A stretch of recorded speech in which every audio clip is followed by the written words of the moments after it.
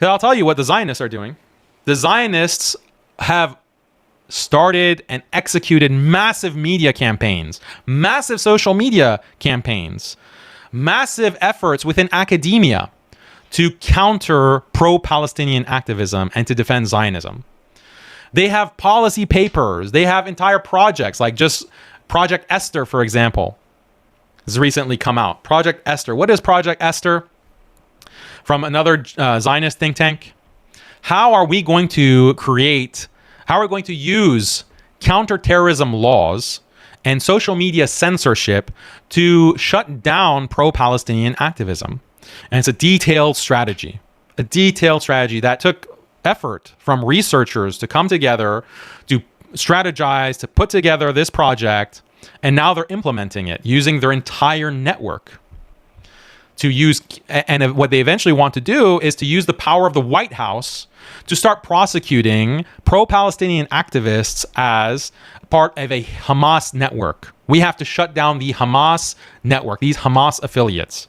Basically, whoever advocates for Palestine and says that Israel shouldn't commit a genocide, these are pro-Hamas activists. We have to use the government and the executive power of the White House to implement laws to shut down these individuals and these organizations. And they're already working, by the way. So that's Project Esther. They have gone and tried to change the tax status, the nonprofit status of organizations. If you are a pro-Palestinian activist and you have an organization that's a nonprofit, they want to disqualify your nonprofit status so that you don't get the tax benefits that you used to get because you're advocating for Palestine. And that's a political cause. It should not be allowed. We can have a nonprofit status and advocate for Zionism in Israel, no problem. But if it's a Palestinian cause that you're advocating for, no, you should not be allowed to have a nonprofit status.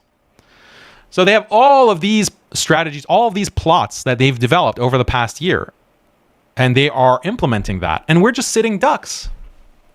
We're just sitting ducks. We can't even get our imams, the leaders of the community, to tweet about Zionism, let alone Judaism. So I don't know how to wake you guys up. I don't know how to wake you up. And their fanboys just come out and say, no, our beloved imams are doing so much. You have a very low bar.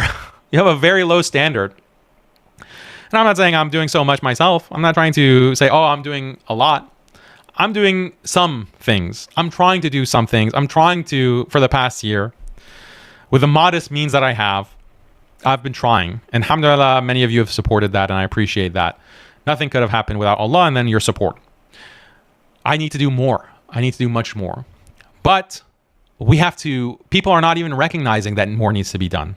You have to recognize the way that Western governments work. Western governments, there's just a very simplistic understanding of the Western system.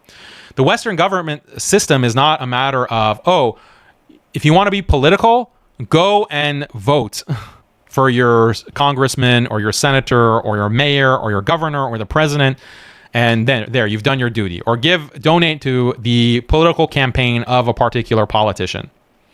That's not the way that the government works. The way that the government works is that you have all of these special interests, and you have a conflation or a confluence of academic institutions, think tanks, policy institutes, and media, and lobby groups and political action groups that they form a network, and they are incestuous.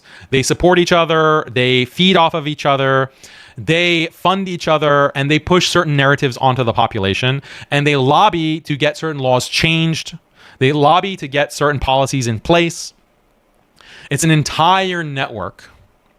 And Muslims have nothing on the table. The understanding that Muslims have is, unfortunately, in the West, is that, okay, on the one hand, we have to go vote for Ilhan Omar or for Sadiq Khan. And someone will say, it's even wajib that you go vote for them. Or we need to have Muslims that go and get an education and get a degree in journalism, or they get a degree in government, and then they go work on Capitol Hill. And they go or they're lawyers, for example, they go work for a law firm. And then suddenly all our problems are going to be solved. This is ignorant. This is naive. The Muslims that are going and getting the journalism degrees, or they're going into law, or they're going and working on Capitol Hill in Washington, D.C., they're all liberals. They're all liberalized and they go and work for liberal institutions.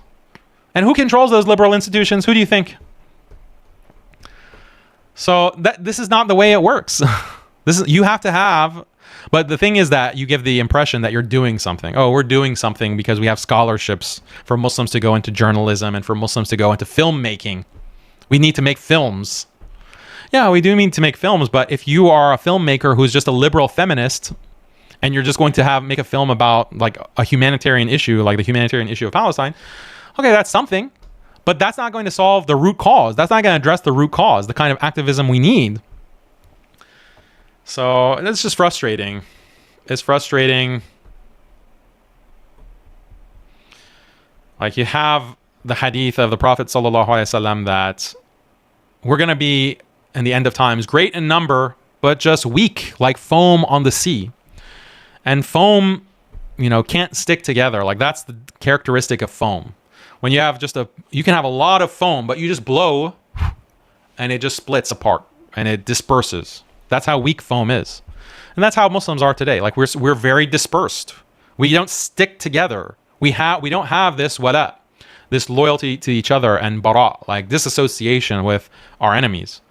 So we're weak, like just easily blown around. And of course, the sectarians and the madkhalis are inflaming that situation. They're making us even more divided. So instead of we're not even one mass of foam. We're a bunch of little pockets of foam here and there. Like that's how pathetic the situation is.